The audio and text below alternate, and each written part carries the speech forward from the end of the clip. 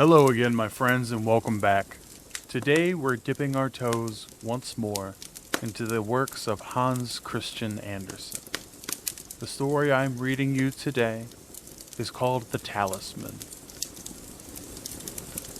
So take a few moments, settle in, relax, and get ready to stay a while and listen.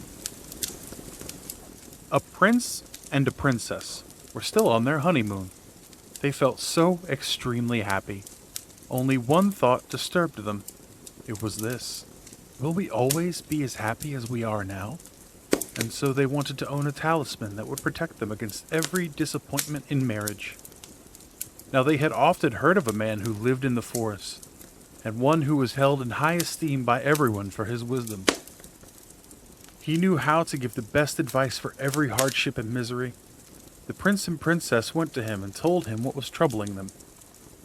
When the wise man heard it, he replied, "Journey through all the lands in the world, and when you meet a truly contented married couple, ask them for a little piece of the linen that they wear next to their skin.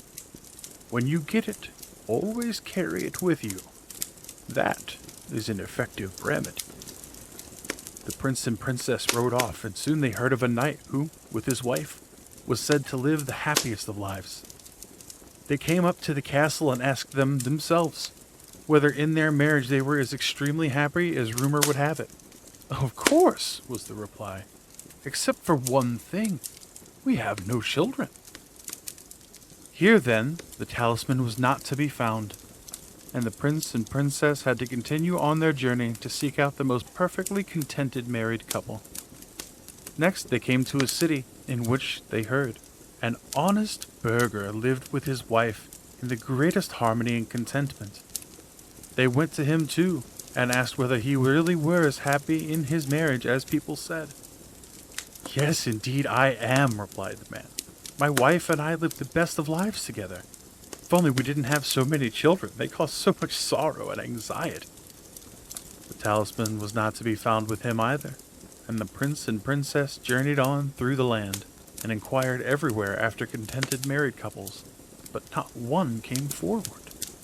One day, as they were riding along fields and meadows, they noticed a shepherd who was playing quite merrily on a shawm. At that time they saw a woman come over to him with a child on her arm and leading a little boy by the hand. As soon as the shepherd saw her, he went to meet her. He greeted her and took the child, which he kissed and caressed. The shepherd's dog came over to the boy, licked his little hand, and barked and jumped up and down with joy. In the meantime, the wife made ready the pot that she had brought with her and said, "Papa, come now and eat." The man sat down and helped himself to the dishes. The first bite went to the little child. He divided the second between the boy and the dog. All this the prince and princess saw and heard. Now they went closer to talk to them and said, "Are you truly what they might call a happy and contented married couple?" "Yes, indeed we are," replied the man. "Praise be to God. No prince or princess could be happier than we are." "Then listen," said the prince. "Do us a favor that you will not come to regret. Give us a tiny piece of the linen that you wear next to your skin." At this request, the shepherd and his wife looked strangely at each other.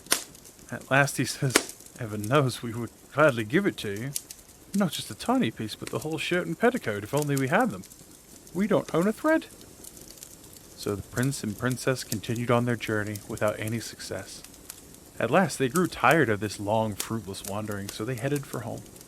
When they now came to the wise man's hut, they scolded him for having given them such poor advice. He listened to the whole story of their journey. Then the wise man smiled and said, "Has your journey really been so fruitless? Didn't you come home rich in experience?" "Yes," said the prince. "I have learned that contentment is a rare blessing on this earth." "And I have learned," said the princess, "that in order to be content you need nothing more than just that, to be content." Then the prince gave the princess his hand. They gazed at each other with an expression of the deepest love, and the wise man gave them his blessing and said, "In your hearts you have found the true talisman. Guard it carefully, and never will the evil spirit of discontent gain power over you." Thank you, my friends, for joining me for our story today. Your time is very precious to me. If you enjoyed our story, please like the video, subscribe to my channel, and turn on notifications, and share our little get-togethers with your friends.